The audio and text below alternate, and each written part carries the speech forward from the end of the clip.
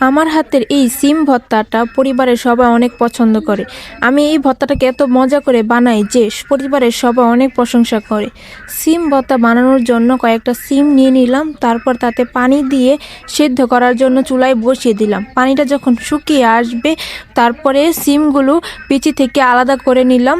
বিচিগুলো আলাদা করে সিমগুলোকে সবগুলো একসাথে রেখে তারপর বিচি থেকে বিচির বাকলগুলোকে সরিয়ে ফেললাম। বিচির বাকলগুলো সবগুলো যখন শেষ হয়ে আসবে তখন সিমগুলোকে পাটায় বেটে নিলাম। সিমগুলো যখন পাটায় বাটা হয়ে যাবে তখন বিচিগুলো দিয়ে দিলাম। বিচিগুলো যখন বাটা হয়ে যাবে তখন সিম আর বিচিটাকে ভালোভাবে মিশিয়ে নিলাম, তারপর একটা বাটিতে রেখে দিলাম।